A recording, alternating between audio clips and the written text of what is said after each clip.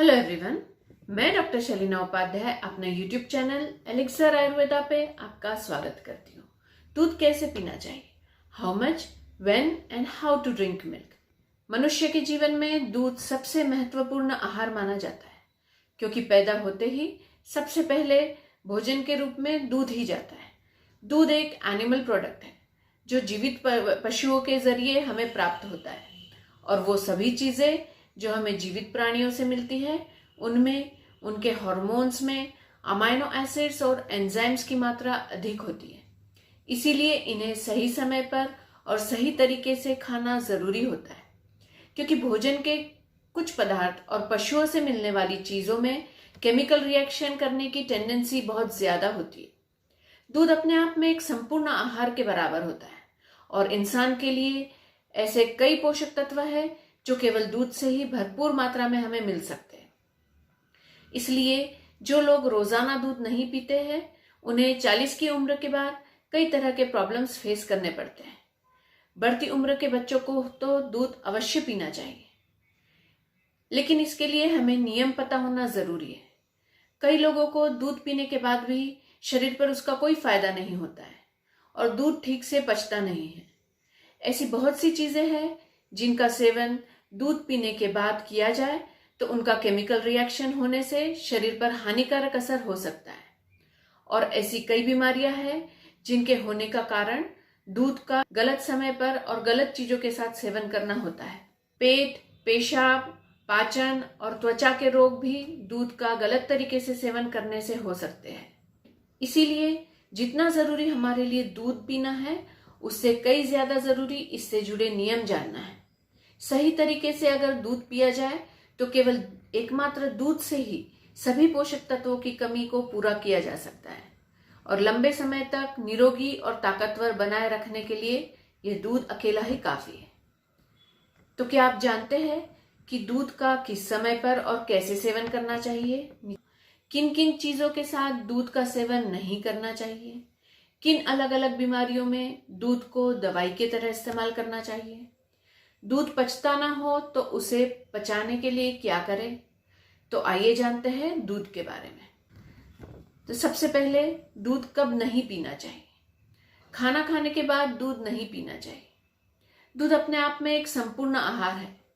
खाना खाने के बाद दूध पीना दोबारा खाना खाने के बराबर है, क्योंकि दूध को पचने में काफी समय लगता है, और भोजन के बाद दूध पी लिया जाए तो इससे शरीर भारी लगने लगता है, पेट ज्यादा भरा हुआ लगता है और भोजन पचने की प्रक्रिया धीमी पड़ जाती है। यदि भोजन के बाद दूध पीना ही हो तो भोजन और दूध की मात्रा आधी कर ले। उदाहरण के लिए 3 रोटी और 1 गिलास दूध अगर हम पी रहे हैं तो इसमें हमने रोटी की मात्रा आधी कर लेनी चाहिए और दूध भी आधा गिलास लेना चाहिए, तभी वो ठीक से पच पाएगा। लेकिन इससे बेहतर तरीका यह है कि भोजन करने और दूध पीने के बीच में कम से कम 2 घंटे का हम अंतर रखें। अब दूसरा, किन किन चीजों के साथ दूध का सेवन नहीं करना चाहिए? तो सबसे पहले खट्टे फल और नमकीन।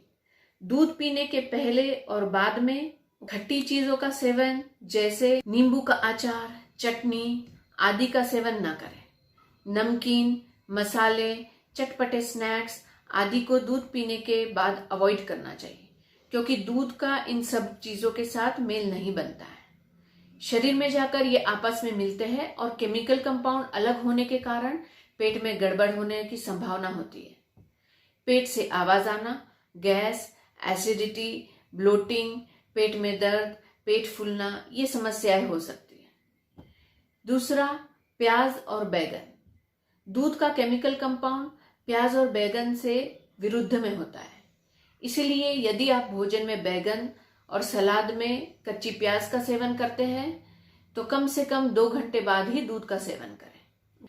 इन दोनों का दूध के साथ मिश्रण होने से अलग अलग स्किन एलर्जी और त्वचा रोग होने की संभावना बढ़ जाती है। तीसरा, मछली खाने के बाद दूध पी लिया जाए तो इससे त्वचा पर सफेद धब्बे और ल्यूकोडर्मा जैसी बीमारियां होने लगती है। इसीलिए मछली खाने के बाद दूध का सेवन नहीं करना चाहिए।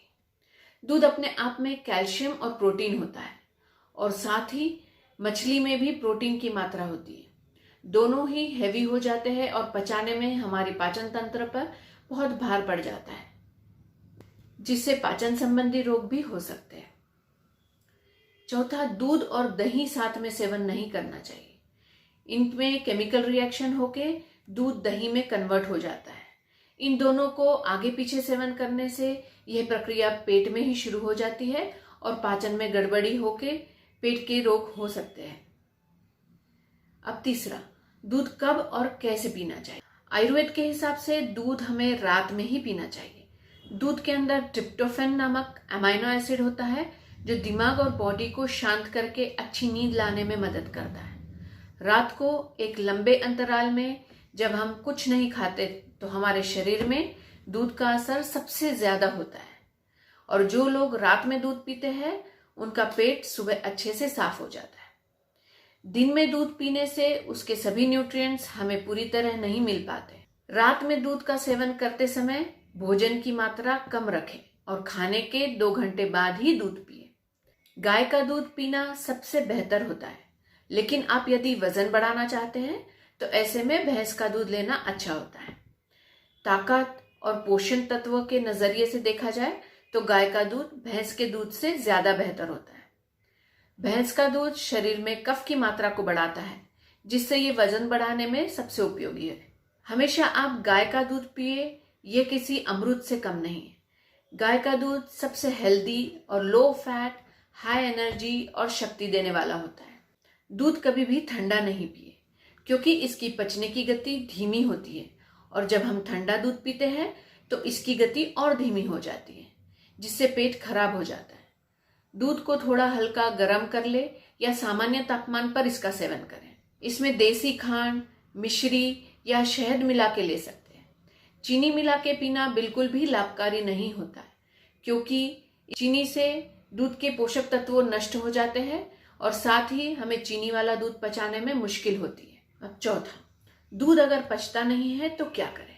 अगर आपको दूध पीने के बाद ऐसा लगता है कि पेट फूल रहा है तो दूध में थोड़ा सा सौंठ, लौंग, इलायची, केसर, दालचीनी और जायफल या इनमें से कोई एक मिलाकर ले सकते हैं। अब पांचवा, अलग अलग बीमारियों में दूध को दवाई की तरह इस्तेमाल करना चाहिए।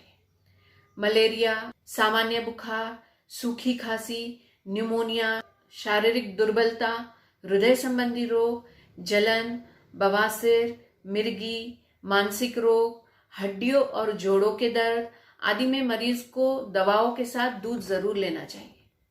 इन रोगों में वात व पित्त की अधिकता होती है। दूध इसे कम करता है और यह दवाइयों की गर्मी को भी कम करता है। छठा, किन रोगों में दूध नहीं लेना चाहिए। दस्त, पेचिस, मोटापा, मधुमेह, पीलिया, लीवर की बीमारियां और गठिया के ऐसे रोगी जिनके जोड़ों में सूजन हो, वे दूध का प्रयोग न करें। इन रोगों में पाचन क्रिया कमजोर हो जाती है और दूध भारी होने के कारण आसानी से पच नहीं पाता, जिससे मरीज को एसिडिटी, अपच और उल्टी हो सकती है। याद रहे, दूध की जरूरत केवल बच्चों को नहीं, हर उम्र के लोगों को होती है। धन्यवाद।